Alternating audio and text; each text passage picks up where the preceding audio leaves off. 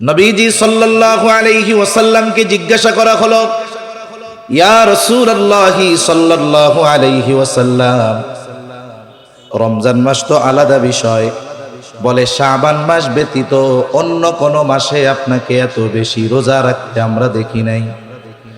নবীজি সাল্লাল্লাহু আলাইহি ওয়াসাল্লাম বলেন, শাবান মাস হলো এমন একটি মাস যেটা রজব মাসের পরে, রমজান মাসের আগে। অধিকাংশ মানুষ এই মাসের ব্যাপারে উদাসীন, গাফেল। নবীজি সাল্লাল্লাহু আলাইহি ওয়াসাল্লাম বলেন, এই মাস হলো এমন একটি মাস যেই মাসে প্রত্যেক দিন বান্দার আমল আল্লাহর কাছে পেশ করা হয়। আমরা হাদিসের মধ্যে পড়েছি, নবীজি সাল্লাল্লাহু আলাইহি ওয়াসাল্লাম প্রতি সোম এবং বৃহস্পতিবার রোজা রাখতেন। নবীজি সাল্লাল্লাহু আলাইহি ওয়াসাল্লামকে জিজ্ঞাসা করা হলো, ইয়া রাসূলুল্লাহ সাল্লাল্লাহু আলাইহি ওয়াসাল্লাম, এই দুই দিন রোজা রাখার কারণটা কি? নবীজি সাল্লাল্লাহু আলাইহি ওয়াসাল্লাম বলেন, সোমবার রোজা রাখার কারণ হলো এই দিন আল্লাহ তাআলা আমাকে দুনিয়ায় পাঠিয়েছেন। আর বৃহস্পতিবার রোজা রাখার কারণ হলো এই দিন বান্দার আমল আল্লাহ তাআলার কাছে পেশ করা হয়। এই যে সোমবার আমাকে আল্লাহ তাআলা দুনিয়াতে পাঠিয়েছেন, এই জন্য সোমবার রোজা রাখি। আর বৃহস্পতিবার আল্লাহর কাছে বান্দার আমল পেশ করা হয়, এই জন্য রোজা রাখি। কারণ আমি চাই আমার আমল এমত অবস্থায় আল্লাহর কাছে পেশ করা হোক যে আমি থাকি রোজাদার। কিন্তু শাবান মাসের ব্যাপারে নবীজি বলেন, এই দিন সোম আর বৃহস্পতি আর অন্য কোনো বার নাই। শাবান মাসের প্রত্যেক দিন বান্দার আমল পেশ করা হয় কার কাছে? নবীজি সাল্লাল্লাহু আলাইহি ওয়াসাল্লাম বলেন, আমি এটা পছন্দ করি যে আমার আমল আল্লাহ তাআলার কাছে পেশ করা হবে আর আমি থাকবো রোজাদার। এই জন্য নবীজি সাল্লাল্লাহু আলাইহি ওয়াসাল্লাম শাবান মাসে বেশি বেশি রোজা রাখতেন। আমাদেরও প্রস্তুতিটা এমন হবে, আপনি সারা বছর রোজা রাখেন না, হঠাৎ করে যদি রমজানের 1 তারিখ থেকে রোজা রাখা শুরু করেন, প্রথম 8-10 দিন খুব কষ্ট হয়ে যায়, ঠিক কিনা গণ? এবাদুল্লাহ মসজিদের মধ্যে আইসা শুয়া গড়াগড়ি করে জোহরের পরে, কয় কি হয়েছে? কয় রোজা ধরছে। রোজা আবার ধরে কেমনে? তার মানে এইরকম একটা অভ্যাস তো সব সময় নাই, গোটা 11 মাস একটা নির্দিষ্ট হিসাব অনুযায়ী চলছে। আমাদের যে পাকস্থলী আছে, ওইটা আমরা যেই টাইমে প্রতিদিন খাবার খাই, ওই টাইমে ও হা করে থাকে। এখন রোজার মাসে তো সকালে 9টায় নাস্তা করেন না, দুপুর 2টায় তো আপনি দুপুরের খানা খান না। এইবার ও হা করে থাকে, কিন্তু খানা যখন দেন না তখন কি হয়? তখন ওই হা করলে খিদা লাগে। আমাদেরও পাকস্থলীর মুখ হা করছে।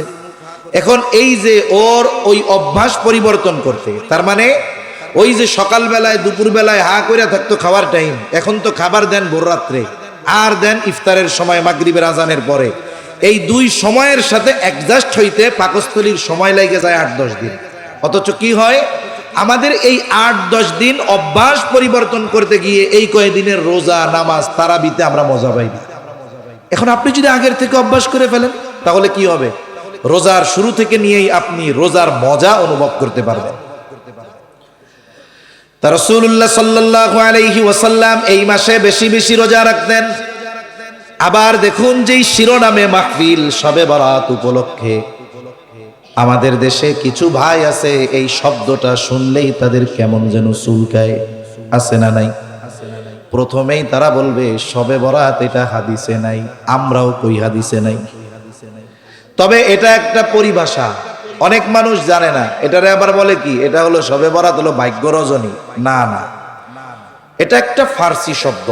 যেমন আমরা বলি নামাজ, রোজা, এই শব্দগুলো কি আরবিতে আসেনি? এটা ফার্সি শব্দ। নামাজ কোরআনে আছে হলো সালাত, রোজা কোরআনে আছে সিয়াম। শবে বরাত এটা একটা ফার্সি শব্দ, দুইটা শব্দের সমন্বয় একটা বাক্য। সব মানে রাত, বারাত মানে বরাত মানে ভাগ্য না। আমাদের দেশে আমরা কই না আমার বরাত খারাপ রে, এই বরাত আর এই বারাত এক না তো। এই বারাত অর্থ হলো মুক্তি, তার মানে মুক্তির রজনী। কিসের রজনী? জোরে বলেন। শবে বরাত এটা হলো মুক্তির রজনী। কেন? এই রজনীতে আল্লাহ সুবহানাহু ওয়া তাআলা ক্ষমার ঘোষণা দিয়েছেন স্পেশাল ভাবে। মনে রাখতে হবে, শবে বরাতকে কেন্দ্র করে অনেক মানুষ উল্টাপাল্টা করে, এটা আমরা মানি। বলেন তো, একটা বিষয় হলো বিলাইতে মাছ খায় বিধায় আপনি কি মাছ খাওয়াই বাদ দিয়ে দিবেন? মাথা ব্যথা হইছে এজন্য কি মাথা কাইটা ফেলবেন? না, আপনাকে যতটুকু বাস্তবতা কোরআন সুন্নায় আছে এটুকু মানতে হবে। শবে বরাত তথা হাদিসের পরিভাষায় হলো লাইলাতুন নিসফি মিন শাবান। শবে বরাতের হাদিসের পরিভাষায় নাম কি? লাইলাতুন নিসফি মিন শাবান, শাবানের মধ্যবর্তী রাত। আমি মূলত এই কথা বলবো এই বয়ান করার নিয়তে আয়াতও পড়ি নাই, কোনো হাদিসও পড়ি নাই। তবে এখানে আসার পরে যখন শিরোনামটা দেখলাম মনে চাইলো একটু বলি, জানার দরকার। তাল হাদিসের ভাষায় হলো লাইলাতুন নিসফি মিন শাবান, শাবানের মধ্যবর্তী রাত। এটা কয় তারিখ? বলে 14 তারিখ দিবাগত রাত। আমাদের দেশে এই তারিখটা আসবে আগামী শুক্রবার দিবাগত রাতে। এখন ওই রাত্রে কি করবেন? স্বাভাবিক নফল নামাজ পড়বেন, ওই রাত্রে একটু ইবাদত বেশি করবেন, আল্লাহ তাআলার কাছে একটু ক্ষমা চাইবেন। এই কথা তো হাদিসে প্রমাণিত। শুধু তাই না, আমাদের দেশের ভাইয়েরা আমাদের অনেক আমলকে জাল বলে চালিয়ে দেন যেই ব্যক্তির মত কথা অনুসারে। নাসিরউদ্দিন আলবানী রহমাতুল্লাহি আলাইহি, ওনার সিলসিলাতু একটা কিতাব আছে হাদিসের, আহাদিসুস সহিহা। এই কিতাবের মধ্যে উনি শবে বরাতের যে ফজিলত এটা স্বীকার করেছে। শবে বরাতের ফজিলতের কথা কমপক্ষে 8 জন সাহাবী থেকে সহিহ সনদে আসছে।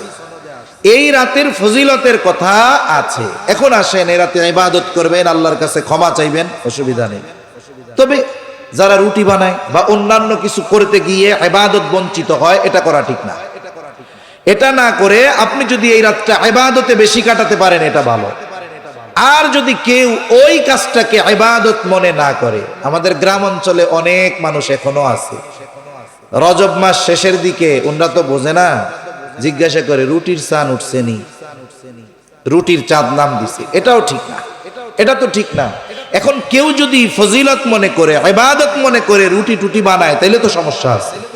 কিন্তু এই ধরনের কাজগুলো যদি বাদ দেন, শবে বরাত যে ফজিলতময় এক রাত, লাইলাতুন নিসফি মিন শাবান, শাবানের মধ্যবর্তী এই রাতটা যে ক্ষমার রাত, আল্লাহ তাআলার কাছ থেকে মাপ পাওয়ার রাত, এ ব্যাপারে কোনো সন্দেহ আছে? কোনো সন্দেহ। আপনি কিছু মানুষ উল্টাপাল্টা কাজ করবে, এটাকে কেন্দ্র করে কেন আপনি এইটার ফজিলতকে অস্বীকার করবেন? এটা তো হাদিস অস্বীকারীদের নামান্তর, ঠিক কিনা বলেন?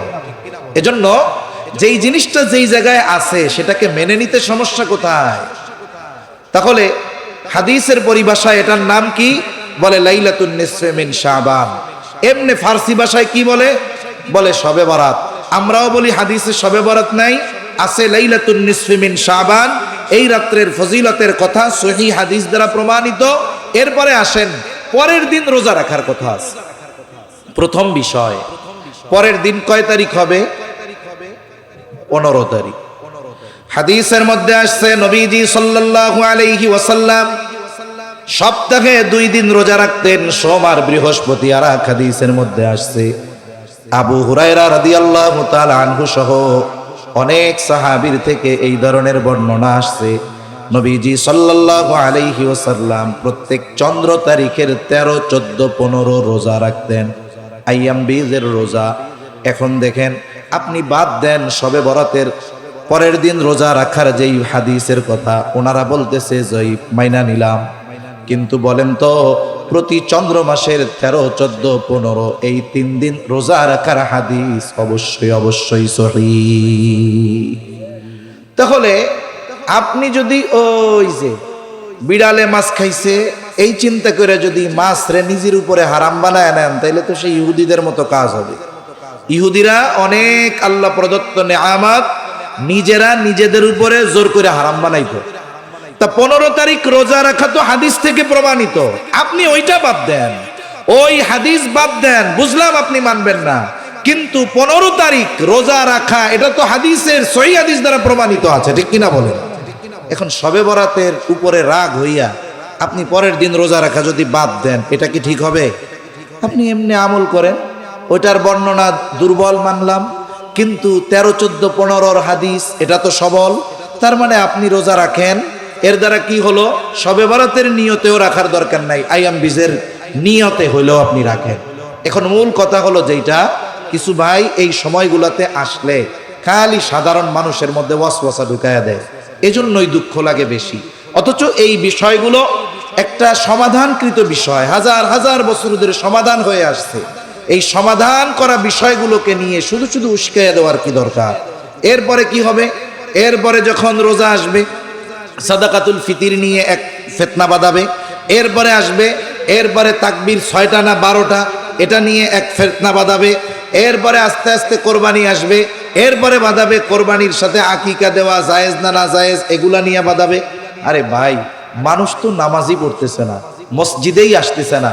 যদি হিসাব করা হয় দেখা যাবে এদেশে যত মুসলিম আছে যাদের উপরে নামাজ ফরজ আছে, এই নামাজ ফরজ যাদের উপরে, এদের মধ্য থেকে 10% মানুষ 5 ওয়াক্ত নামাজ পড়ে না।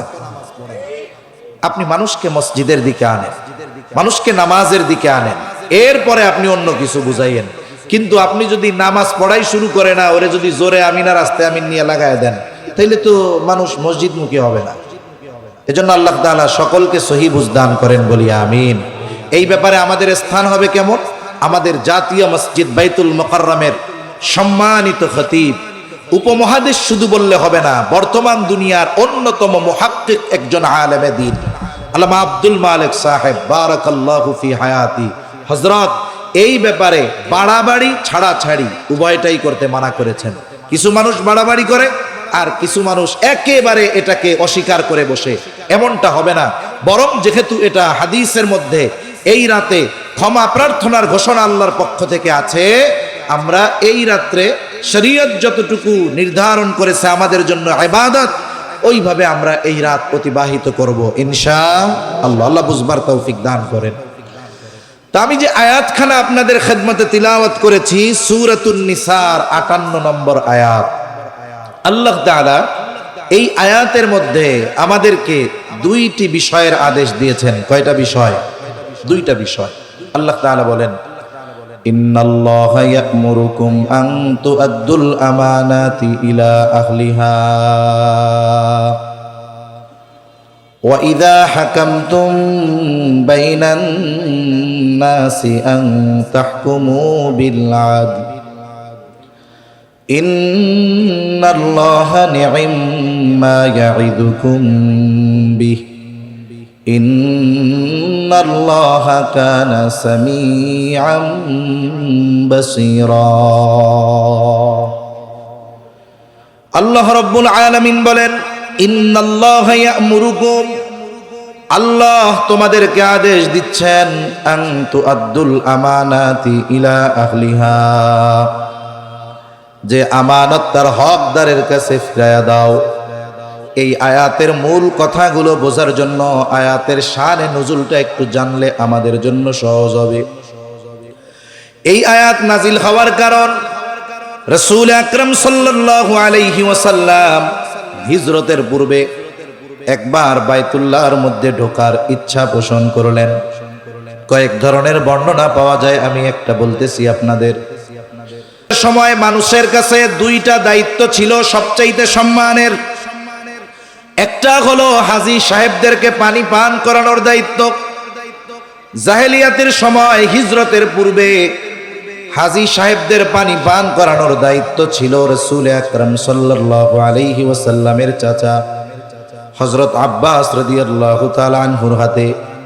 আর একটা দায়িত্ব ছিল বাইতুল্লাহর চাবি বহনের দায়িত্ব। এই দায়িত্বটা ছিল ওসমান ইবনে তালহার হাতে। ওসমান ইবনে তালহার কাছে চাবি। নবীজি মক্কা থেকে মদিনায় হিজরত করে চলে যাবেন। নবীজি সাল্লাল্লাহু আলাইহি ওয়াসাল্লাম হিজরতের পূর্বে একদিন ওসমান ইবনে তালহার কাছে চাবি চাইলেন। কাবা, এই কাবার দরজা প্রত্যেক সোম এবং বৃহস্পতিবার খুলে দেওয়া হতো, মানুষেরা ভিতরে যাইত। অন্যান্য সময় যদি কারো যাওয়ার ইচ্ছা হতো তাহলে ওসমান ইবনে তালহার কাছ থেকে চাবি নিয়ে ঢুকতো। নবীজি সাল্লাল্লাহু আলাইহি ওয়াসাল্লাম ওসমান ইবনে তালহার কাছে চাবি চাইলেন যে, ওসমান, আমি একটু বাইতুল্লাহর ভেতরে যাইতে চাই, আমারে তুমি চাবিটা দাও। ওসমান ইবনে তালহা তখনও তো কাফের, আর মক্কা জীবনে আমার আপনার নবী সহ সাহাবায়ে কেরামের উপরে মক্কার কাফেরেরা কেমন আচরণ করতো এটা আপনাদের সকলের জানা। নবীজি চাবি চাইলো, ওসমান ইবনে তালহা আমার আপনার নবীজিকে চাবি দিল না, বরং উল্টা তিরস্কার করতে লাগলো। হযরত আলী রাদিয়াল্লাহু তাআলা আনহু ওসমান ইবনে তালহার কাছ থেকে চাবি কেড়ে নিলেন, নবীজির জন্য বাইতুল্লাহর দরজা খুলে দিলেন। নবীজি তখন বলতেছিলেন, ওসমান, আজকে আমি তোমার কাছে চাবি চাইলাম, তুমি আমারে চাবি দিলা না। অচিরেই এমন একটা দিন আসবে যেই দিন এই চাবি আমার হাতে থাকবে, আর ওই দিন এই চাবি বহনের দায়িত্ব আমি যার হাতে খুশি তার হাতে তুলে দিব। ওই সময় পর্যন্ত মনে হচ্ছিল যে বাইতুল্লাহর চাবি নবীর হাতে যাবে, এটা তো অসম্ভব। পারিপার্শ্বিক পরিস্থিতি অবস্থা এটা বলতেছিল না।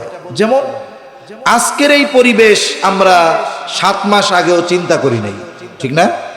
7 মাস আগেও অনেক কিছু চিন্তা করি নাই, এখন তার বাস্তবতা দেখতেছি। ওসমান ইবনে তালহা নবীজির এই কথার পরে বলল, এই চাবি যদি কোনোদিন আপনার হাতে যায়, সেই দিন কুরাইশ বংশের আর মান সম্মান থাকবে না। নবীজি বললেন, না ওসমান, যেই দিন এই চাবি আমার হাতে আসবে সেই দিন কুরাইশদের সম্মান আরো বেড়ে যাবে। নবীজি এই কথা বলছে, যদিও ওসমান ইবনে তালহা কাফের, কিন্তু আমার আপনার নবীর ব্যাপারে জানে যে গোটা হায়াতে মুহাম্মদ কোনোদিন একটা মিথ্যা কথাও বলে নাই। ওসমান ইবনে তালহা 5ম হিজরিতে হুদাইবিয়ার সন্ধির পরে ইসলাম গ্রহণ করেছেন। ওসমান ইবনে তালহা বলে, যদিও ওই সময় পর্যন্ত মনে হচ্ছিল এটা অসম্ভব, কিন্তু এই কথা যিনি বলেছেন তিনি হলেন মুহাম্মাদুর রাসূলুল্লাহ। এই কথাটা আমার দিলের সাথে গেঁথে গেছে। আমার কেমন যেন মনে হচ্ছিল এটা বাস্তবে পরিণত হয়েও যেতে পারে। বেশি সময় লাগে নাই, মক্কা বিজয় হলো।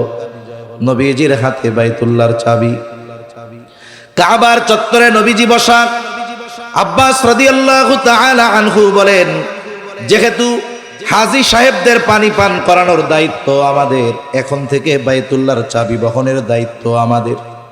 ওসমান ইবনে তালহা তখন কিন্তু ইমানদার, কিন্তু এখন চাবি কি করা যায় আলোচনা চলতেছে। এই টাইমে তো আর ওসমান ইবনে তালহার ওই জায়গা থাকতে লজ্জা লাগতেছে, অতীতের কথা মনে পড়ে যাচ্ছে। হায়রে, আমি একদিন চাবি দিছিলাম না, ঢুকতেও দিছিলাম না। উনি বলছিল চাবি একদিন আমার হাতে থাকবে, এটাই তো তার সেই বাস্তবতা। আজকে তো নবী যার হাতে খুশি তার হাতে চাবি দিবে, আর আমারে যে দিবে না এ ব্যাপারে কোনো সন্দেহ নাই। এই জন্য উনি পাশে চলে গেছে। নবীজি সাল্লাল্লাহু আলাইহি ওয়াসাল্লামের কাছে চাচারা বলতেছে, আমার কাছে দিয়ে দেন, আমরা এই চাবি বহনের দায়িত্ব নেই। আল্লাহ তাআলা এই সময় এই আয়াত নাজিল করলেন। আল্লাহ তাআলা বলেন, ইন্নাল্লাহা ইয়া'মুরুকুম আন তুআদ্দুল আমানাতি ইলা আহলিহা। আল্লাহ তাআলার মূল নির্দেশটা হলো এইখানে যে এই চাবি বহনের দায়িত্ব, এটাকে আল্লাহ তাআলা আমানত বলে অভিহিত করেছেন এই আয়াতে। সাথে সাথে এই চাবি বহনের দায়িত্ব আল্লাহ তাআলা ওসমান ইবনে তালহার হাতে ফিরাইয়া দেওয়ার আদেশ দিলেন। এখানে প্রথম বিষয় দেখুন, একটা মানুষ যদি কোনো কারণে আমার আপনার উপরে অত্যাচার করে বা আমার সাথে খারাপ আচরণ করে, মনে রাখবেন প্রকৃত বীর ওই ব্যক্তি নয় যে রাগ উঠলেই ধুমধাম মাইরা দেয়, বরং নবীজি সাল্লাল্লাহু আলাইহি ওয়াসাল্লাম বলেন, প্রকৃত বীর হলো সে যে ক্রোধের সময় নিজেকে নিয়ন্ত্রণ রাখতে পারে। মনে রাখতে হবে, সবচাইতে বড় প্রতিশোধ যেই আচরণ করেছে তার ওই আচরণের প্রতি উত্তরে ওই রকম ফিরাইয়া দেওয়া, এটা তো প্রতিশোধ। এর চাইতে বড় প্রতিশোধ তাকে ক্ষমা করে দেওয়া। আবার এই ক্ষমার ক্ষেত্রে জুলুম যদি সবার উপরে হয়, আমার ক্ষমতা নাই যে আমি আমার পক্ষ থেকে তারে মাফ করে দিব না। জুলুম যদি আমার ব্যক্তিগত আমার উপরে কেউ করে, আমি তাকে মাফ করে দেওয়ার অধিকার রাখি, কিন্তু 10 জনের উপরে যদি জুলুম করে, বাকি 9 জনের বিষয় তাদের কাছে, আমি আমার পক্ষ থেকে যদি মাফ করে দিতে পারি, বলে এটা আমার উত্তম আচরণের পরিচয়, ঠিক কিনা বলে? এটা যদি ব্যক্তিগত সম্পৃক্ত হয়, নবীরে ঢুকতে দেয় নাই, এটা নবীকে ব্যক্তিগতভাবে সে বাধা দিয়েছে। যখন নবীজি সাল্লাল্লাহু আলাইহি ওয়াসাল্লাম ওসমান ইবনে তালহার হাতে আবার চাবি ফিরাইয়া দিলেন, এর দ্বারা আমার আপনার নবীজির মহানুভবতার প্রকাশ ঘটল। একজন অপরাধ করেছে, আপনার পাওয়ার আছে, মেরে দিলেন, এটা স্বাভাবিক। কিন্তু আপনার পাওয়ার থাকার পরেও, মারার ক্ষমতা থাকার পরেও আপনি তাকে মাফ করে দিলেন, এটাই অস্বাভাবিক, ঠিক কিনা বলেন? নবীজি যদি চাইতেন চাবি অন্যের হাতেও দিতে পারতেন, কিন্তু আল্লাহ তাআলা চাইলেন তার হাবিবের সম্মান, মহানুভবতাকে আরো উচ্চ করবেন। এবার নবীজি সাল্লাল্লাহু আলাইহি ওয়াসাল্লাম ওসমান ইবনে তালহার হাতে চাবি তুলে দিয়ে বললেন, ওসমান, এই চাবি শুধু তোমার হাতে নয়, কিয়ামত পর্যন্ত এই চাবি বহনের দায়িত্ব তোমার বংশের উপরেই থাকবে। সুবহানাল্লাহ। এবার আসেন আয়াতের মধ্যে যাই। অনেকগুলো গুরুত্বপূর্ণ বিষয় আছে, আমরা দুইটা জিনিস খেয়াল রাখি। এক নাম্বার, আল্লাহ তাআলা এই আয়াতে আমানত দ্বারা দায়িত্বকে বুঝিয়েছেন। সাথে সাথে এই আয়াতে আল্লাহ তাআলা আমানত শব্দটাকে বহু বচন ব্যবহার করেছেন। আল্লাহ তাআলা বলেন, ইন্নাল্লাহা ইয়া'মুরুকুম আন তুআদ্দুল আমানাত। আমানাতুন এক বচন, আমানাত বহু বচন। তাহলে এক নাম্বার, দায়িত্ব আমানত হয়। দুই নাম্বার, আমানত শব্দটা যেহেতু বহু বচন, বোঝা গেল আমানতদারিতা এক দুইটা জিনিসের মধ্যে হয় না, বরং অনেক জিনিসের মধ্যে আমানতদারিতা হয়। এ দুটা পয়েন্ট খেয়াল রাখলে বাকি কথা বোঝা সহজ। এখন আসুন, যদিও এই ঘটনাকে কেন্দ্র করে এই আয়াত নাজিল হয়েছে, তবে ওই ঘটনাকে কেন্দ্র করেই ওর হুকুম সীমাবদ্ধ রয়ে গেছে এমনটা নয়। এই আয়াতের এই নির্দেশনা, এই হুকুম কিয়ামত পর্যন্ত জারি থাকবে। বুজুর্গানে দ্বীন মুফাসসিরিনে কেরাম বলেন, যদিও এখানে আমানতদারিতা, ওই দায়িত্বকে কেন্দ্র করে আল্লাহ তাআলা এই আয়াত নাজিল করেছেন, তবে সব ধরনের আমানতদারিতা এখানে উদ্দেশ্য।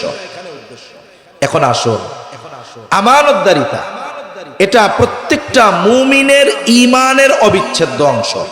কিছু বিষয় আছে আমলের সাথে সম্পৃক্ত, আর কিছু বিষয় আছে ঈমানের সাথে সম্পৃক্ত। আমল সম্পর্কিত বিষয় যদি কমও হয়, ঈমান যদি ঠিক থাকে, আল্লাহ তাআলা তাকে মাফ করে দিবে। কিন্তু যদি ঈমান সম্পৃক্ত বিষয়ের মধ্যে ত্রুটি বিচ্যুতি থেকে যায়, তাহলে তার আমল নষ্ট হয়ে যাওয়ার সম্ভাবনা রয়েছে। এজন্য নবীজি সাল্লাল্লাহু আলাইহি ওয়াসাল্লাম বলেন, আখলিস দীনাকা ইয়াকফিকাল আমালুল কলিল। নবীজি সাল্লাল্লাহু আলাইহি ওয়াসাল্লাম বলেন, তোমার ঈমান খাঁটি করো, অল্প আমল নাজাতের জন্য যথেষ্ট হয়ে যাবে। আমরা মুমিন, আমরা যদি আমাদের ঈমানকে পরিপূর্ণ খাঁটি করতে চাই, যেই গুণাবলীগুলো আমাদের অর্জন করা দরকার, তার মধ্যে অন্যতম গুণ হলো আমানতদারিতা। এজন্য রাসূলুল্লাহ সাল্লাল্লাহু আলাইহি ওয়াসাল্লাম আমানতদারিতাকে মুমিনের ভূষণ বলে অভিহিত করেছেন। সাথে সাথে আমানতের খেয়ানত করাকে মুনাফিকের আলামত বলে অভিহিত করেছেন।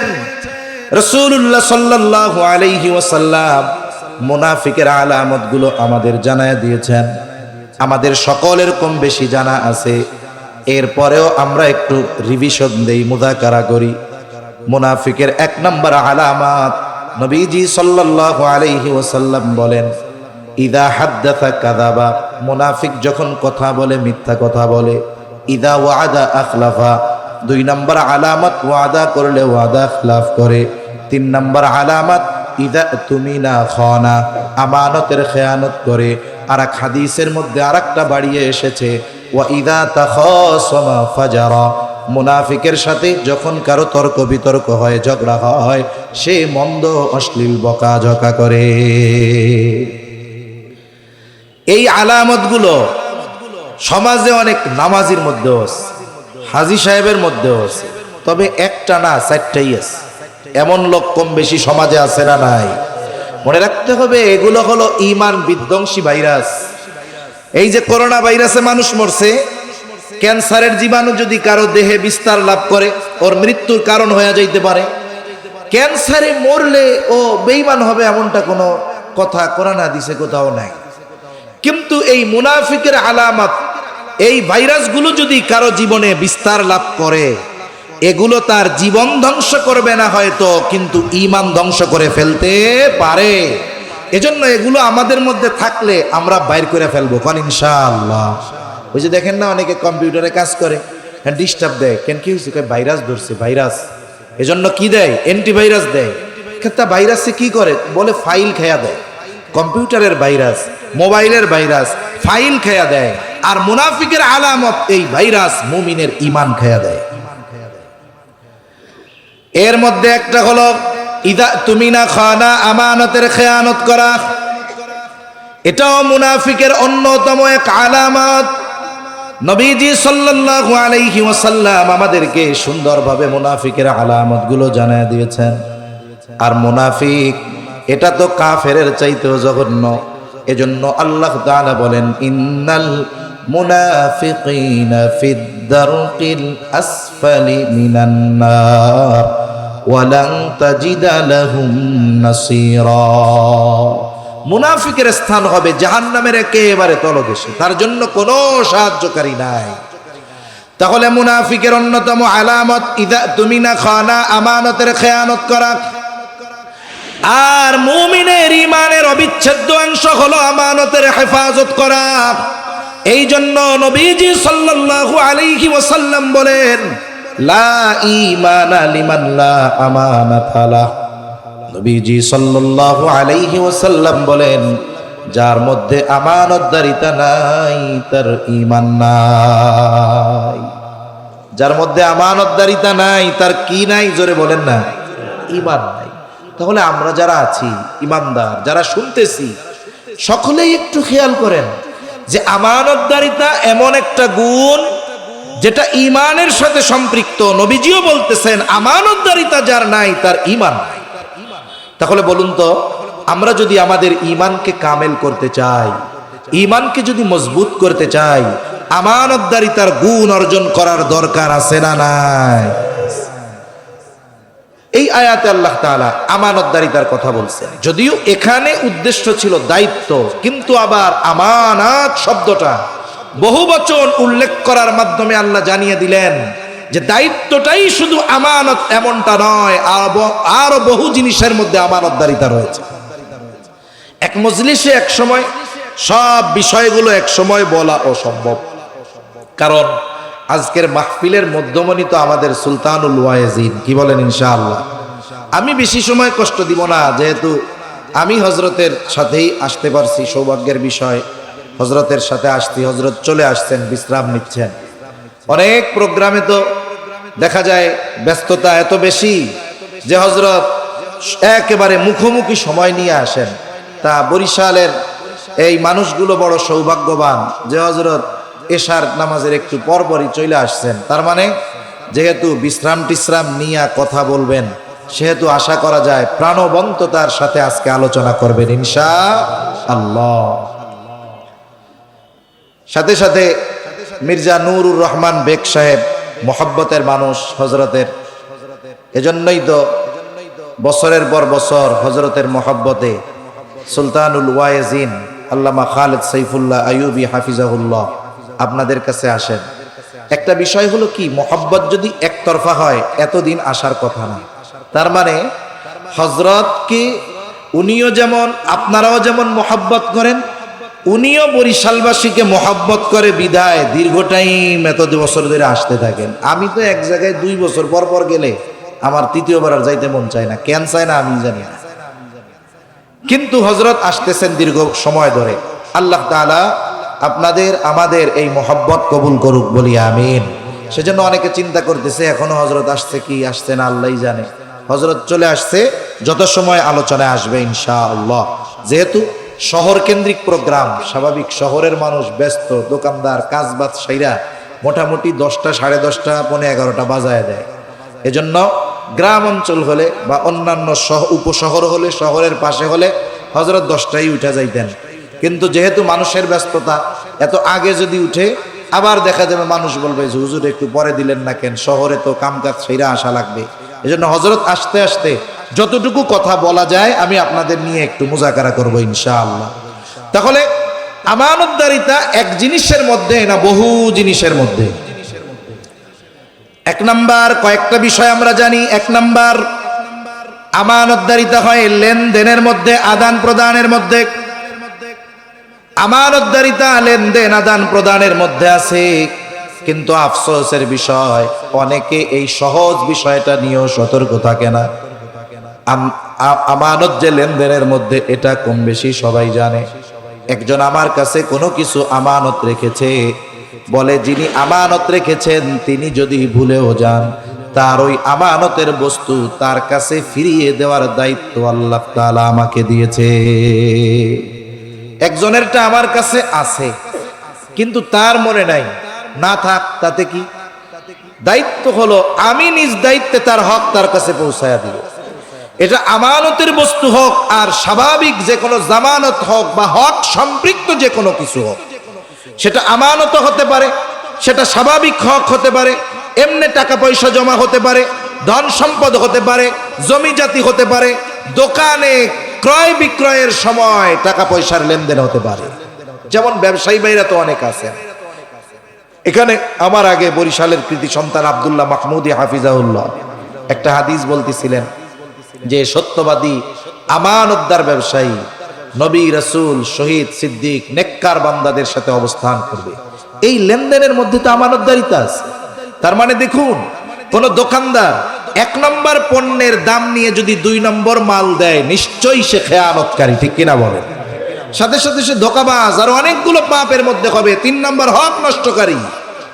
এজন্য ব্যবসায়ী ভাইরা, এত সহজ একটা হাদিস যে সত্যবাদী আমানতদার ব্যবসায়ী নবীর সাথে থাকবে, সিদ্দিকদের সাথে থাকবে, শহীদদের সাথে থাকবে, নেককার বান্দাদের সাথে থাকবে। ব্যবসা কইরা এই ফ্যাসিলিটি পাওয়া যাবে, তাহলে বুঝতে হবে এই ব্যবসা আমানতদারিতার সাথে করতে হবে, ঠিক কিনা বলেন? বেশি নিয়ে কম দেওয়া যাবে না, 2 নম্বরটার দাম নিয়ে 3 নম্বরটা দেওয়া যাবে না, 1 নম্বরটার দাম নিয়ে 2 নম্বরটা দেওয়া যাবে না। এগুলো যেই ব্যবসায়ী করবে সেই ব্যবসায়ী খেয়ানতকারী, ঠিক কিনা বলেন? এভাবে প্রত্যেকটা ক্ষেত্রে লেনদেনের মধ্যে আমাদেরকে আমানতদার হতে হবে, প্রত্যেকটা ক্ষেত্রে। আমানতদারিতা লেনদেনের মধ্যে এই বিষয়টা নিয়ে লম্বা কথা আমি বলবো না, কম বেশি আমাদের সবার জানা আছে। কমপক্ষে এতটুকু চিন্তা আমি আপনি আপনার মাথায় রাখবো, এই দুনিয়া ছেড়ে আমাদের চলে যেতেই হবে। আমার একটু আমল কম হয় হোক, কিন্তু এমনটা যেন না হয় কিয়ামতের দিন কোন বান্দা আল্লাহর সামনে আমার ব্যাপারে অভিযোগ দাঁড় করায়া দেয় যে আল্লাহ, দুনিয়ায় এই ব্যক্তি আমার হক নষ্ট করেছিল। এই জন্য রাসূলুল্লাহ সাল্লাল্লাহু আলাইহি ওয়াসাল্লাম ওফাতের বেশ কয়েকদিন আগে সাহাবায়ে কেরামকে একত্রিত করে বলেছিলেন, তোমরা যদি আমার কাছে কেউ কোনো কিছু পাওনা থাকো চেয়ে নাও। কারণ কি? কারণ নবীজি এটা পছন্দ করতেন না কেউ কারো ওনার কাছে কেউ কোনো কিছু পাওনা থাকবে আর এই অবস্থায় তিনি আল্লাহ তাআলার সাথে মিলিত হবে। আমরাও এই জিনিসটা আমাদের জন্য বেছে নিব যে এই দুনিয়া থেকে যাওয়ার সময় কোন মানুষ যেন আমার কাছে কোনো কিছু পাওনা না থাকে। দেখুন হাদিসের মধ্যে আসছে, নবীজি সাল্লাল্লাহু আলাইহি ওয়াসাল্লাম বলেন, ওই দিন আসার আগে তোমরা সতর্ক হয়ে যাও, যেই দিন আল্লাহ তাআলা বাদী বিবাদীর মধ্যে ফয়সালা করে দিবেন, কিয়ামতের দিন। নবীজি সাল্লাল্লাহু আলাইহি ওয়াসাল্লাম বলেন, দুনিয়াতে কেউ যদি অন্যায়ভাবে কাউকে কথার মাধ্যমেও একটা কষ্ট দিয়ে থাকো, ক্ষমা চেয়ে নাও। কেন? বলেন আল্লাহ তাআলা কিয়ামতের দিন এই আচরণের বিষয়টাকেও আল্লাহ তাআলা বিচার করবে। এজন্য আমি আপনি যদি আচরণের দ্বারাও কাউরে কষ্ট দিয়া থাকি, আমাদের মাপ চেয়ে নেওয়া দরকার, যেন কিয়ামতে সেই কথা না বলতে পারে আল্লাহ, দুনিয়ায় আমার সাথে সে আমার এই আচরণগত হক নষ্ট করেছিল, এটা যেন না করি। কারণ কি? রাসূলুল্লাহ সাল্লাল্লাহু আলাইহি ওয়াসাল্লাম বলেন, কিয়ামতের দিন সবচাইতে নিঃস্ব হবে ওই ব্যক্তি যার নামাজ, রোজা, হজ, যাকাত, ইবাদতের অভাব নাই, কিন্তু সে দুনিয়ায় মানুষের হক নষ্ট করত। এই বান্দার হক নষ্ট করে নেওয়ালা ব্যক্তি কিয়ামতের দিন সবচাইতে নিঃস্ব হবে। এজন্য অর্থ সম্পদ এগুলার ব্যাপারে তো নাই, বরং আচরণের মাধ্যমেও যেন আমার উপরে আমি যেন কারো হক নষ্ট না করি, এ ব্যাপারে সচেষ্ট থাকবো ইনশাআল্লাহ। তাহলে প্রথমে বলতেছিলাম লেনদেন সংক্রান্ত বিষয়। আমার কাছে যদি কেউ কোনো হক পাওনা থাকে আমি দিয়ে দিব। ব্যবসার ক্ষেত্রে কেমন হবে, যে ওনার কাছ থেকে 1 নাম্বারটার দাম নিছি, আমি 1 নাম্বার পণ্যটাই দিব। যদি না দেই তাহলে 1 নাম্বার কি হবে, বলে খেয়ানত করা হবে। 2 নাম্বার ধোঁকা দেওয়া হবে। নবীজি বলেন মান গাশশানা ফালাইসা মিন্না, যে আমাদের ধোঁকা দেয় সে আমাদের দলভুক্ত নয়। 3 নাম্বার কি হবে, বলে বান্দার হক নষ্ট করা হবে। এই যে বড় বড় অন্যায়গুলো হয়, এই অন্যায়গুলো থেকে যদি ব্যবসায়ী ব্যবসা করতে পারে তাহলে আমানতদার ব্যবসায়ী, সত্যবাদী ব্যবসায়ী, সাথে সাথে নবী, শহীদ, সিদ্দিক, নেককার বান্দাদের সাথে সে অবস্থান করতে পারবে। তাহলে 1 নাম্বার আমানতদারিতা হয় লেনদেনের মধ্যে, আমরা লেনদেন সংক্রান্ত বিষয়ে আমানতদার হব। 2 নাম্বার কথাও হয় আমানত। নবীজি সাল্লাল্লাহু আলাইহি ওয়াসাল্লাম বলেন ইদা হাদ্দাসার রাজুলু সুম্মা ইলতাফাতা ফাহিয়া আমানাতুন। নবীজি সাল্লাল্লাহু আলাইহি ওয়াসাল্লাম বলেন যখন কোনো মানুষ কথা বলে আর এদিকে সেদিকে তাকায়, ফাহিয়া আমানাতুন, ওই কথাটা যার কাছে বলে এই কথাটা তার কাছে আমানত হয়ে যায়। আমাদের অভ্যাসের পরিপূর্ণ ব্যতিক্রম। এমনিতে যেমন তেমন, যদি কেউ কোনো কথা বলার পরে বলে হুজুর আপনার কাছে বললাম, খবরদার আর কারোর কাছে কইেন না, এই কথা যদি মানুষে জানে আমার মান সম্মান থাকবে না। আপনারে বিশ্বাস করি হুজুর, এই জন্য আপনার কাছে কইলাম। এখন ওই ব্যক্তি কেমন যেন নিজের পায়ে নিজে কুড়াল মেরা দিল। এখন কি হবে, আমাদের অভ্যাস যেটা, আমারে দিয়েই উদাহরণ দিচ্ছি। এখন যতক্ষণ আমি আর একজনের কাছে না বলি ততক্ষণ আমার পেটের মধ্যে ওই কথা পুটপুট করতে থাকে, পুটপুট করে গেলে, মানে কথা আর একজনের না বলা পর্যন্ত অস্থিরতাই আমার থেকে যায় না। এটা আমাদের একটা বদ অভ্যাস। অনেক মানুষের অনেক কথা আছে, যেই কথাগুলো সে নির্দিষ্ট কিছু মানুষের কাছে বিশ্বাস করে বলে, সবার কাছে বলতে পারে না।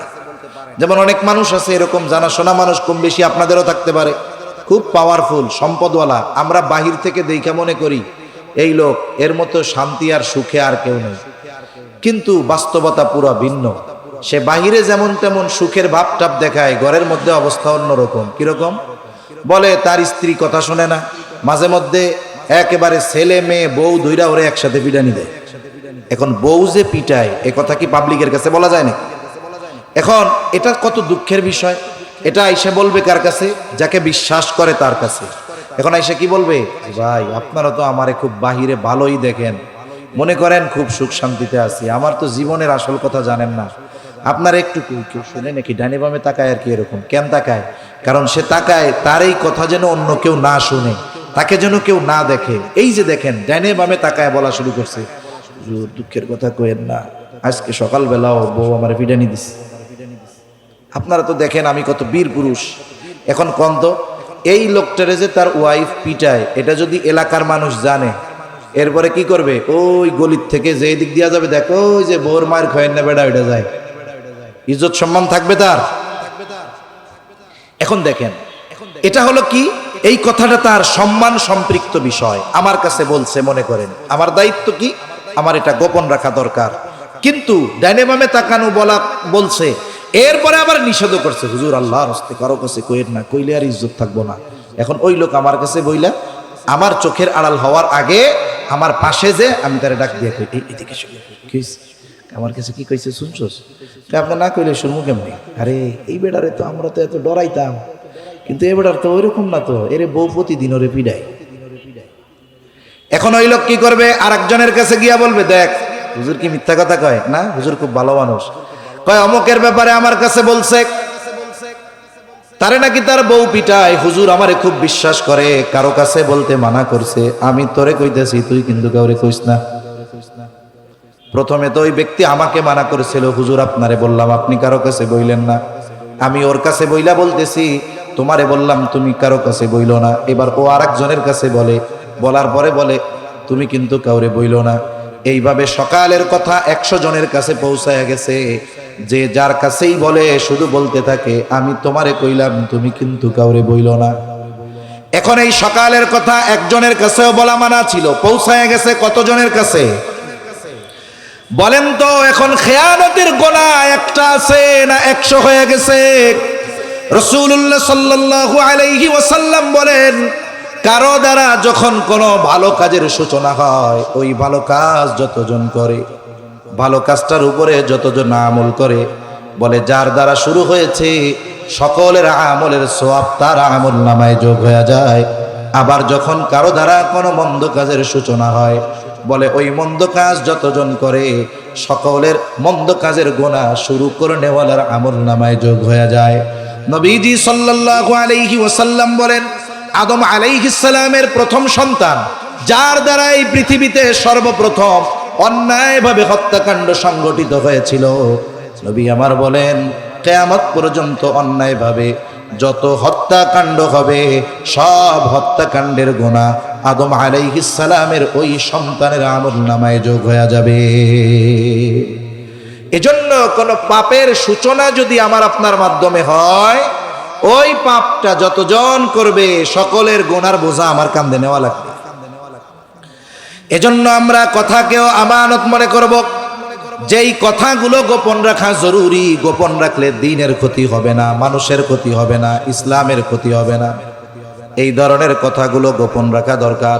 কিন্তু কিছু বিষয় বলার পর এটার দ্বারা যদি মানুষের জানমালের ক্ষতি হয়, রাষ্ট্রের ক্ষতি হয়, ইসলামের ক্ষতি হয়, এই ধরনের কথাগুলো গোপন না রেখে বলে দেওয়াটাই জরুরি। 3 নাম্বার বলে দায়িত্ব আমানত। এই আয়াতে মূলত দায়িত্বকে আমানত বলে অভিহিত করা হয়েছে।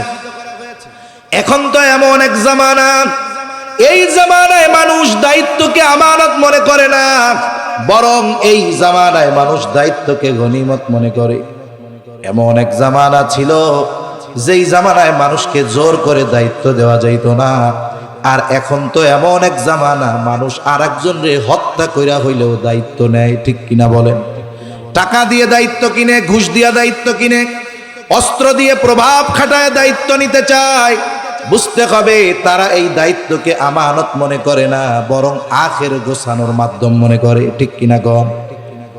আমি নির্দিষ্ট কোনো ব্যক্তি দল কারো কথা বলতেছি না। আমাদের পাশের অঞ্চলে একটা সময় ছিল নির্দিষ্ট দলের নির্দিষ্ট মার্কায় চেয়ারম্যান নির্বাচন হইতো, ঠিক না? কিছুকাল আগেও কমপক্ষে ইউনিয়ন পরিষদ নির্বাচনে ব্যক্তি বাছাই করার সুযোগ ছিল, কিন্তু যখন নির্দিষ্ট দলীয় মার্কায় নির্বাচন হয় তখন আর ব্যক্তি বাছাই করার সুযোগ থাকে না, তখন এটা মার্কার উপর দিয়েও চলে যায়। এজন্য আগে এক সময় শান্তিপূর্ণভাবে ইউপির নির্বাচনগুলা হইতো, কিন্তু যখনই দলীয় মার্কায় গেছে ওইটাও মোটামুটি মানে রাতের ভোট শুরু হয়ে গেছে। ওই জায়গায় আগের থেকেই ব্যালট ভরা হয়ে গেছে। এখন মার্কা একটা, কিন্তু ওই দলেরই 15 জন ওই মার্কা চায়। পণ্য একটা, কাস্টমার 15 জন, ওইটা তো বাঙ্গাচুরা হইলেও দাম বেড়ে যাবে। ঠিক কিনা বলে? এই যে করোনা আসার আগে কত ফার্মেসির মধ্যে একেবারে এক কোনায় মাস্ক পইড়া থাকতো, ওটা কেউ কিনতই না, আর ওইটা দোকানদার রাখা লসের কারণ মনে করত। কিন্তু যখন শুরু হয়েছে করোনা, টেলিভিশনে, খবরে, মোবাইলে কেউরে ফোন দিলে খালি মাস্কের ওয়াজ দেয়, খালি মাস্ক লাগান, বারবার হাত ধন, আর 3 ফিট দূরত্ব রেখে বসেন। এখন এই মাস্কের ওয়াজ যেই দিছে, এক একটা সার্জিক্যাল মাস্ক ওই সময় কেনা পড়তো 50 পয়সা। দোকানদার এই খবর পাইয়া এক একটা বেচা শুরু করছে 50 টাকা। তার মানে কি এখন এটার চাহিদা আছে, এরকম অবস্থা। এখন মার্কা একটা, একই দলের ক্যান্ডিডেট মার্কা চায় 15 জন। এখন কি হবে? নিলামে উঠবে। নিলামে ওঠে না এরকম? নিলামে উঠে। আবার এক নিলামের গল্প মনে পড়ছে, আপনাকে একটু কই। আমার এক ওস্তাদ আছে, এখন এই হুজুর এমনি খুব মানে আউট নলেজ খুব ভালো, এমনি চালাকও আবার অনেক। এখন উনি বাজারে গেছে, প্রত্যেক অঞ্চলে গ্রামের বাজারগুলোর মধ্যে যখন ভালো মাছ উঠে দেখবেন কিছু সুদখোর আছে, ঘুষখোর আছে, লুঙ্গি পাছার দিক দিয়ে খানিক উপরে উঠাইয়া মাছ কদরে এমন এক দাম কইয়া বাদায় রাখবে, অন্য কাউরে আর কিনতে দিবে না। এরকম আল্লাহর বান্দা আছে না? এখন মনে করেন হুজুরের বাড়িতে আসবে মেহমান, এখন দেশি কিছু মাছ, ওই জিয়াল মাছ, দেশি কই মাছ, পুঁটি মাছ, তারপরে বাইন মাছ, এগুলো দেশি মাছ, খুব মজা, বিলের মাছ এখন উঠছে ঈদের সময়, এগুলার চাহিদা তো বেশি। ঈদের সময় আবার সবাই যায় বাড়ি, এমনি সময়ও চাহিদা, ওই সময় চাহিদা আরো বেশি। এখন একজন লোক দামাদামি করতে গিয়া এমন এক জায়গায় বাধায় রাখছে, উনি আর দাম ছাড়েও না, অন্য কাউরা বলতেও পারে না, কারণ রফা দফা না হইলে তো আর এই জায়গায় প্রস্তাব দেওয়া যাবে না। বিয়ের ক্ষেত্রেও এরকম, একজনের সাথে যখন আর একজনের কথাবার্তা চলতেছে, ওই জায়গায় হুট করে যায় প্রস্তাব দেওয়া আল্লাহ রসুল নিষেধ করছে। আগে একজনের সাথে দফা রফা হোক। এখন উনি কেনেও না ছাড়েও না, তা দামাদামি করতে গেছে, আমার হুজুর দেখা উনিও এটার দাম বলতেছে। এখন যখন কথা বলছে এলাকার মানুষ, হেডা মলা, ওই মিয়া হুজুর দেখেন না দাম কইতেছি, আপনি বাধায় রাখছেন কেন? হয়তো নেন, নাহলে ছেড়ে দেন, আমরা দাম বলে ওর সাথে নিয়ে যাই। কয় টাকা আছে কিনবেন? কয় টাকা আছে আপনার? হুজুরের সাথে দিছে লাগাইয়া। হুজুরে ও চালাক, কয় যা হয় আল্লাহ রাখছে কপালে। এবার মাছ উঠে গেছে নিলামে। হুজুর বলতেছে 700-800 টাকার মাছ হবে। উনি কয় কত টাকা আছে আপনার? হুজুরকে আমি 1000 টাকা দিব। 1000? আমি 1200 টাকা দিব। হুজুরকে আমি 1300 দিব। উনি কয় আমি 2000 দিব। কইতে কইতে 6-7 হাজার টাকা দাম হচ্ছে। হুজুর কয় আর বাড়ানো যাবে না, কইলে নিয়ে নেন। এখন মানুষ জমা গেছে না, এখন তো ইজ্জত পাংচার হয়ে যাবে, এটা নিতেই হবে, না নিলে উপায় আছে? 800 টাকার মাছ 6 না 7 হাজার টাকা দিয়া কিনছে। কেনার পরে ওই বেটা চলে গেছে, তাই হুজুর খাড়ান, মাছ আরো আছে, আপনার কেনা লাগবো না, হাদিয়া দিতেছি, নিয়ে যান। এজন্য মার্কা যখন একটা, লোক যখন 15 জন, এইবার তো নিলামে ওটা শুরু হয়ে গেছে। উনার ব্যাপারে আমি জানছি, আমি চিনি তো লোকটারে, 3 কোটি টাকার উপরে ঘুষ দিছে শুধু মার্কা নেওয়ার জন্য। কয় কোটি? জোরে বলেন না, কয় কোটি? আরে ভাই, এই 1 কোটি 2 কোটি 5 কোটি 100 কোটি এগুলো পানি ভাত আমাগো কাছে নাই, তাতে কি? শুনতে শুনতে মনে হয় এগুলো কোনো ব্যাপারই না। এগুলো কি না? যে দেশ থেকে বলে 1 লক্ষ কোটি টাকা এক কোম্পানি দুর্নীতি করে সাইজ করে দেয়, সে দেশে 1 2 4 5 কোটি টাকা কোনো টাকা হইল? এখন দেখেন, ওই যে করোনার সময় আর এক গল্প বলি, কষ্ট হইতেছে না তো আপনাদের? শুনেন, শিক্ষণীয় বিষয় আছে, গল্প শুধু মজায় নেওয়া যাবে, কথার মধ্যে থেকে মূল বিষয়টা বুঝতে হবে। দেখেন, ইংল্যান্ডের প্রধানমন্ত্রী জেমস ক্যামেরন না কি নাম ওনার, ইংল্যান্ডের প্রধানমন্ত্রী, উনি করোনাকালীন সময় একবার খবরের মধ্যে দেখলাম উনি বলতেছে যে আমি প্রধানমন্ত্রীর দায়িত্ব ছেড়ে দিব। কেন? বলে এই দায়িত্ব পালন করতে গিয়ে আমার সংসার চালাইতে কষ্ট হইতেছে। লোকটা হলো ব্যবসায়ী, তা কি করবেন? বলে আমি আমার ব্যবসায় সময় দিব যাতে আমার পরিবার আমি ভালোভাবে চালাইতে পারি। উনি কি বলেন তো, ইংল্যান্ডের কি ছিলেন? প্রধানমন্ত্রী। আচ্ছা, এই খবর দেখে আমি মনে মনে চিন্তা করি, তোর কপাল বড় পোড়া রে, তুই কেন ইংল্যান্ডে জন্ম নি? কোনো মতে কষ্ট মষ্ট করে যদি তোর জন্মটা বাংলাদেশে হইতো, কোনো মতে তুই যদি 5 বছর মেম্বার থাকতে পারতি, তুই তো বেটা ইংল্যান্ডে 5টা বাড়ি কিনতে পারতি আজকে। ঠিক কিনা বলেন? আর যদি কোনো মতে এমপি মন্ত্রী হইতে পারে, তাইলে ওরে আর পায় কে 250 বাড়ি থাকতো তোর ইংল্যান্ডে। তোর বেটা মইরা যাওয়া দরকার, আর নাহলে বাংলাদেশে এসে নাগরিকত্ব নেওয়া দরকার। অন্যান্য দেশের মানুষ প্রধানমন্ত্রীর দায়িত্ব পালন করে সংসার চালাতে পারে না, আর এদেশের এক জেলার ছাত্র নেতা সেই নাকি 1000 কোটি টাকা পাচার করে। 1000 কোটি টাকা! এটা যদি আমারে গুনতে দেয় হায়াত শেষ হয়ে যাবে।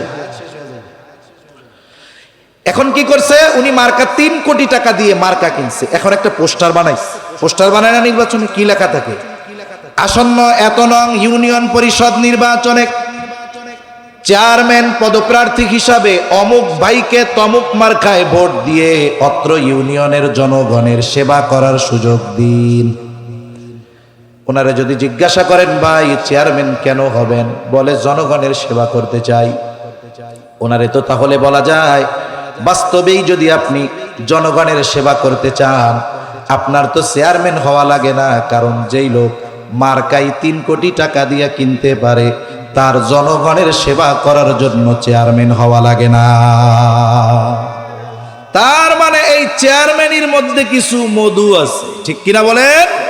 চেয়ারম্যানের মধ্যে মধু আছে। এদেশে দেখেন, যখনই এদেশের মানুষ যেখানেই হোক মুসিবতে পতিত হয়, এই যে সম্প্রতি সময় বড় বন্যা গেছে, নোয়াখালী, ফেনী, কুমিল্লা, আলহামদুলিল্লাহ বড় বড় অনেক সংগঠন মানবতার সেবায় কাজ করছে। আমাদের আজকের মাহফিলের প্রধান অতিথি যিনি, আল্লামা খালেদ সাইফুল্লাহ আইয়ুবী সাহেব, হযরতের একটা সামাজিক সংগঠনও আছে, ইমদাদুল আবেদিন ফাউন্ডেশন। আমরা এই ফাউন্ডেশনের তত্ত্বাবধানে বেশ কয়েকবার, আমি নিজে গেছি 2 বার, হযরতও বেশ কয়েকবার গেছে, আমরা প্রত্যন্ত অঞ্চলে মানুষের কাছে সেবা সামগ্রী পৌঁছানোর সর্বোচ্চ প্রচেষ্টা করেছি। অন্যান্যদেরটা হাইলাইট হলেও হযরতেরটার বিষয় ছিল একটু অন্যরকম, যে একেবারে খুঁজে খুঁজে খুঁজে খুঁজে গিয়ে গিয়ে আমরা মানুষের কাছে পৌঁছিয়ে ওগুলো আমরা দিয়েছি। কারণ হযরতের মুহিব্বিন অনেক, তারা হযরতকে সঠিক তথ্য দিতে পেরেছে বিধায় প্রকৃত হকদারদের কাছে আমরা পৌঁছাইতে পেরেছি। আমাদের একটা কাফেলা এক নৌকা ত্রাণ নিয়ে গেছে, বলে 3 ঘন্টা নৌকা চালানো লাগছে ওর মধ্যে, এরপরে ওই এলাকায় গেছে। আমরা শুরুর দিকে যাই নাই, গেছি মাঝামাঝি সময়ের দিকে। ওই সময় ওই জায়গায় যাওয়ার পরে যেই ভাইরা গেছে তারা বলতেছে যে হুজুর, এই যে এতদিন পার হয়ে গেল, প্রায় 2 সপ্তাহ অধিক হয়ে গেছে, কেউ আমাদের কাছে এই পর্যন্ত আসে নাই, আপনারাই প্রথম আসছেন। তা একটা জিনিস দেখেন, মানুষ যদি মানুষের সেবা করতে চায় চেয়ারম্যান হওয়া লাগে, মেম্বার হওয়া লাগে। আল্লাহ যদি এবিলিটি দেয় এটা দ্বারা সম্ভব, কিন্তু দায়িত্ব কেন নিতে চায়? কারণ দায়িত্বের মধ্যে মজা আছে, ঠিক কিনা বলেন?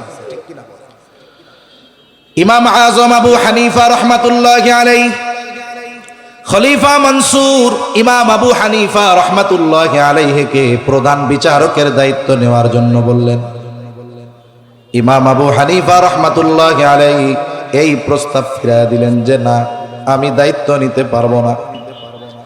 খলিফা সবার সামনে এত বড় প্রস্তাব দিয়েছে যে প্রধান বিচারকের দায়িত্ব নিতে হবে।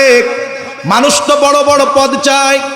আমার দেশ একটা পত্রিকা আছে, ওই পত্রিকায় একটা খবর একদিন দেখতেছিলাম, হাইকোর্টের 4 জন অথবা 5 জন বিচারকের ছবি দেওয়া।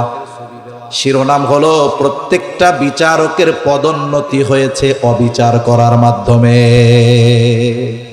হিসাব ছিল কি, সুবিচার করলে পদোন্নতি হবে, আর প্রত্যেকটা অবিচার কইরা পদোন্নতি পেয়েছে। কি কইরা পদোন্নতি পেয়েছে? অবিচার করে পদোন্নতি পেয়েছে। ইমাম আবু হানিফা রহমাতুল্লাহি আলাইহি সাথে সাথে প্রস্তাব ফিরায় দিলেন না, আমি এই দায়িত্ব নিতে পারবো না। খলিফা প্রচন্ড রাগান্বিত হলেন, তার হাতে চাবুক দিয়ে ইমাম আবু হানিফার গায়ে একটা বাড়ি মেরা দিল। প্রচন্ড রাগ, ইজ্জতে লাগছে, ইগোতে আঘাত লেগেছে, আত্মমর্যাদায় আঘাত লাগছে যে আমি খলিফা, আমি প্রস্তাব দিয়েছি, আমার প্রস্তাব মুখের উপরে ফিরাইয়া দিল। খলিফা মনসুর রাজপ্রাসাদে ফিরে গেলেন।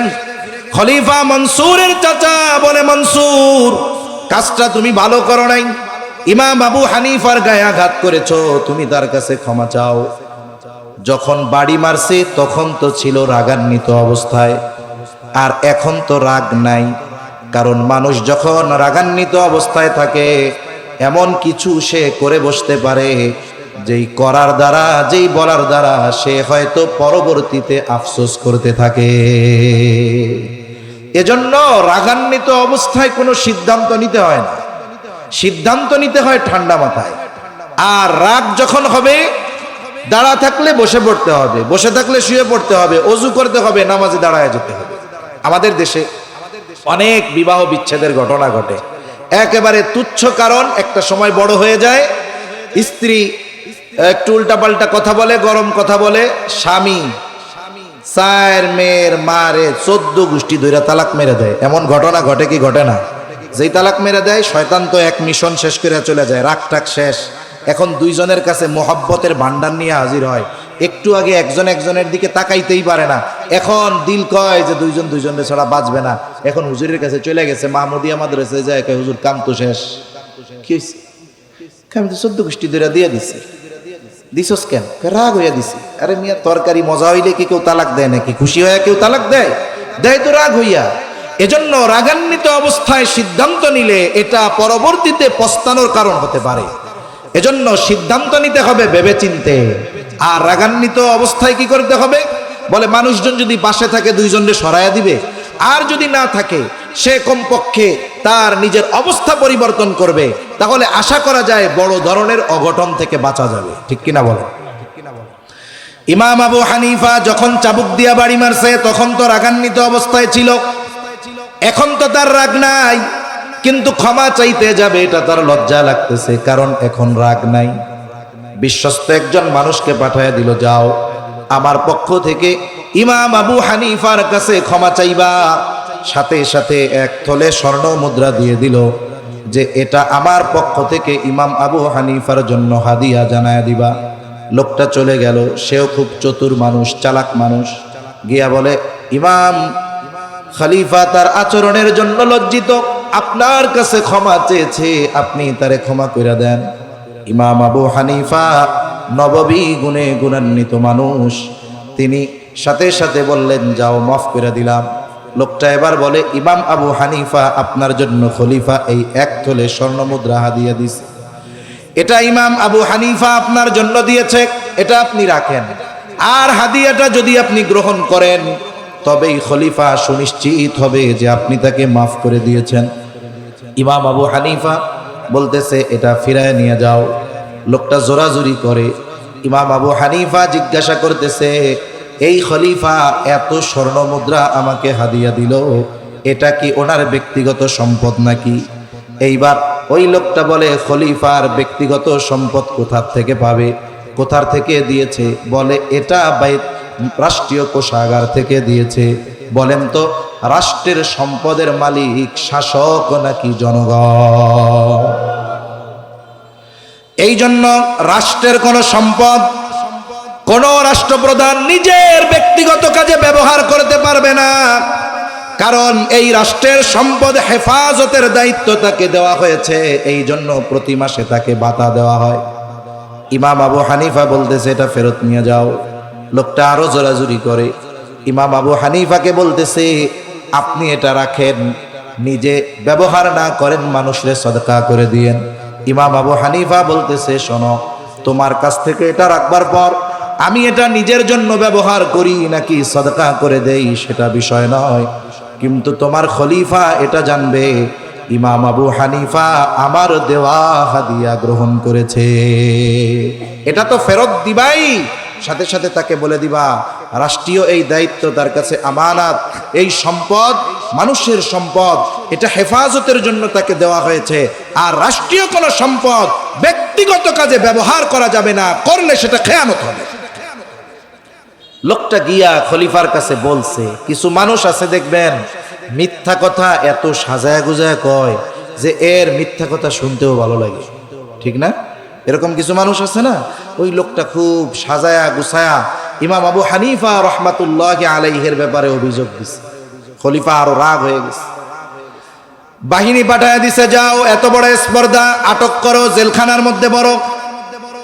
ইমাম আবু হানিফাকে জেলখানার মধ্যে ভরা হলো। প্রতিদিন চাবুক দিয়ে আঘাত করা হতো, আর বলা হতো প্রধান বিচারকের দায়িত্ব নেন, ছেড়ে দেওয়া হবে। ইমাম আবু হানিফা জুলুম সহ্য করেছেন, তবুও তিনি প্রধান বিচারকের দায়িত্ব নেন নাই। ঐতিহাসিকদের থেকে 2টা মত পাওয়া যায়। একটা হলো ইমাম আবু হানিফা রহমাতুল্লাহ আলাইহিকে জেলখানার মধ্যেই খাবারের সাথে বিষ প্রয়োগ করে শহীদ করে দেওয়া হলো। আর এক বর্ণনা, উনি যখন প্রচন্ড অসুস্থ, ছেড়ে দেওয়া হলো, বাড়িতে আটক করে ফেলা হলো, গৃহবন্দী। ইমাম আবু হানিফা রহমাতুল্লাহ আলাইহির শাগরেদরা জিজ্ঞাসা করে, যেই দায়িত্ব নেওয়ার জন্য আপনার উপরে এত জুলুম, এত অত্যাচার, এই দায়িত্ব গ্রহণে যত যোগ্যতা দরকার, যত ইলম দরকার, সব কিছু আল্লাহ তাআলা আপনাকে দিয়েছেন। দায়িত্ব নেওয়ার ব্যাপারে সর্বোচ্চ যোগ্য হওয়ার পরেও কেন আপনি দায়িত্ব গ্রহণ করলেন না? ইমাম আবু হানিফা রহমাতুল্লাহ আলাইহি বলেছিলেন যে, শোনো, আমি যেই দায়িত্ব নেই নাই, সেই দায়িত্বের ব্যাপারে আল্লাহর সামনে আমাকে জবাবদিহিতা করা লাগবে না, কিন্তু আমি যদি দায়িত্ব নেই, এই দায়িত্ব পালনে যদি কোনো ত্রুটি বিচ্যুতি হয়ে যায়, আল্লাহ তাআলার সামনে জবাবদিহিতার কাঠগড়ায় দাঁড়ানো লাগবে।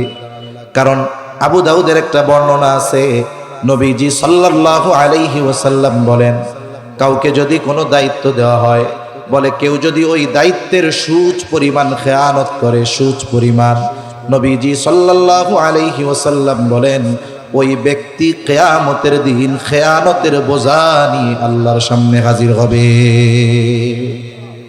তাহলে দায়িত্ব আমানত, কিন্তু আমরা দায়িত্বরে মনে করতেছি গনিমত। যে যেই দায়িত্ব পায়, কেউ যদি দায়িত্বে ফাঁকি দিয়ে মাস শেষে পরিপূর্ণ বেতন নিতে পারে, ও মনে করে আমার মতো চালাক এই দুনিয়ায় আর কেউ আছে না। এরকম, এজন্য আমরা দায়িত্বকে আমানত মনে করব। সময়টা আমানত, দায়িত্ব আমানত, সময়টাও আমানত। মাজহার নানুতুবি রহমাতুল্লাহি আলাইহি, মাজাহিরুল উলুম সাহারানপুর একটা মাদ্রাসা আছে ভারতে, যার নামে এই মাদ্রাসা। উনি দায়িত্ব আর সময়কে কেমন গুরুত্ব দিতেন, বলে উনি যে ক্লাস করাইতেন সময় হিসাব করে মাস শেষে উনি ওজিফা নিতেন। আল্লামা রফি উসমানী দামাত রহমাতুল্লাহি আলাইহি, উনি ওনার এক বয়ানের মধ্যে বলতেছেন ওনার কথা, মাজহার নানুতুবি রহমাতুল্লাহি আলাইহি ক্লাস করাইতেন সময় হিসাব করে, মাস শেষে ওজিফা নিতেন। দায়িত্বের ব্যাপারে, সময়ের ব্যাপারে তারা কতটা সচেতন ছিল। একদিন এক ক্লাসের মধ্যে এক ব্যক্তি আসছে, এখন ওনার সাথে ব্যক্তিগতভাবে কথা বলা দরকার, জরুরি বিষয়। উনি এইবার ওই ব্যক্তির সাথে কথা বললেন, এরপরে নোটের মধ্যে সময় হিসাব করে লিখে রাখছে, অমুক দিন অমুক ক্লাসে এই কয় মিনিট আমি আমার নিজের ব্যক্তিগত কাজে ব্যবহার করেছি, নিজের কাজে ব্যয় করেছি। মাস শেষে যখন ওনার হাতে বেতন দেওয়া হলো, ওজিফা দেওয়া হলো, ওই পরিমাণ সময়ের হিসাব করে উনি অর্থ ফিরাইয়া দিলেন। জিজ্ঞাসা করা হয়, হযরত এটা কি বেশি গেছে নাকি? বলে না। তাহলে কি হয়েছে? বলে অমুক দিন অমুক ক্লাসে এই কয় মিনিট আমি আমার ব্যক্তিগত কাজে ব্যয় করেছিলাম, যেহেতু ওই সময় আমি দায়িত্ব পালন করি নাই আর ওই সময়টা নিজের কাজে ব্যবহার করেছি, এজন্য এটা আমার জন্য নেওয়া ঠিক হবে না, এই জন্য ফিরাইয়া দিলাম। এই ধরনের মানুষ নিকট অতীতে অতিবাহিত হয়ে গেছে। এই জন্য আমাদের দায়িত্ব সরকারি হোক আর বেসরকারি হোক, আমরা যথাযথভাবে আমাদের দায়িত্ব পালন করব এবং দায়িত্বের ক্ষেত্রে আমরা সর্বোচ্চ আমানতদার হব ইনশাআল্লাহ। তাহলে বলতেছিলাম, লেনদেনের মধ্যে আমানত, কথা আমানত, দায়িত্ব আমানত, সময়টাও কিন্তু আমানত। শরীয়তের সকল বিধিবিধান আমানত। আল্লাহ রাব্বুল আলামিন বলেন, ইন্না আরাদনাল আমানাতা আলাস সামাওয়াতি ওয়াল আরদি ওয়াল জিবাল ফাআবাইনা আন ইয়াহমিলনাহা ওয়া আশফাকনা মিনহা ওয়া হামালাহাল ইনসান।